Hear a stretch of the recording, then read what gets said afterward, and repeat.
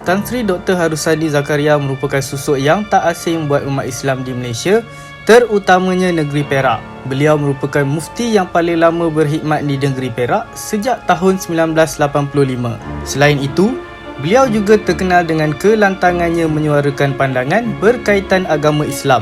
Tidak hairanlah jika ada yang menggelarkannya sebagai salah seorang mufti kontroversi di Malaysia. Ini adalah kisah tentang usaha Dr. Harusani menghapuskan amalan khurafat dan syirik di Istana Perak. Sebelum tu, jangan lupa tekan butang subscribe dan setkan loceng kepada all untuk update video-video kami yang terbaru.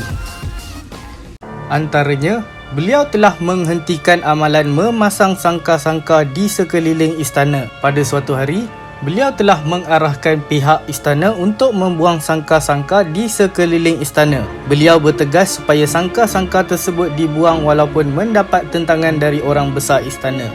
Memetik memoir beliau, kalau Sultan yang tinggal di istana itu, kenapa kita pasang sangka-sangka untuk jin ini? Sultan bukan jin. Sultan adalah manusia. Apakah orang Perak bersultankan jin? Selain itu, terdapat amalan penyembelihan kerbau dan kepala kerbau yang disembelih ditanam di tempat mandi. Amalan syirik yang bertentangan dengan agama Islam itu berjaya beliau tangani dan hapuskan.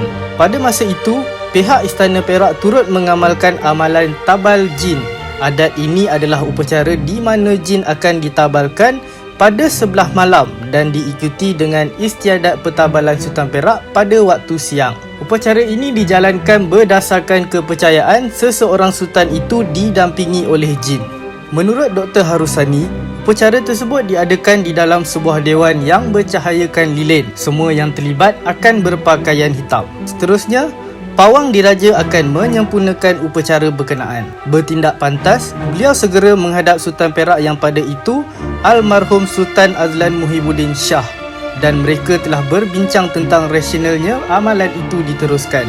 Beliau juga ada membacakan ayat 6 dari surah Jin yang bermaksud, dan bahawa sesungguhnya adalah amat salah perbuatan beberapa orang dari manusia menjaga dan melindungi dirinya dengan meminta pertolongan kepada ketua-ketua golongan jin, kerana dengan permintaan itu mereka menjadikan golongan jin bertambah sombong dan jahat. Tambah beliau, disebabkan kesombongan jin itulah mereka berani meminta hidangan dari manusia.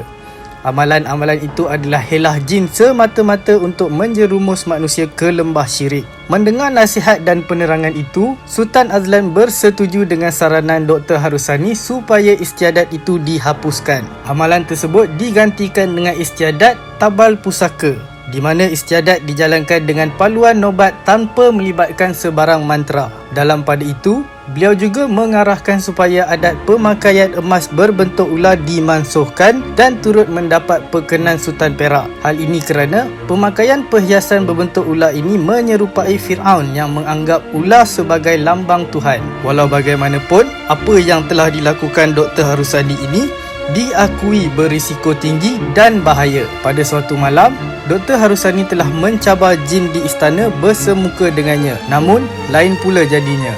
Secara tiba-tiba, peha beliau bengkak. Perkara tersebut berjaya ditangani dengan bantuan individu yang ahli tentang perkara gaib itu. Kesimpulannya, jin diciptakan dari nyalaan api, dan atas dasar itu juga, jin akan tetap bersikap sombong, tidak sesekali tunduk kepada manusia dan akan berterusan menyesatkan manusia.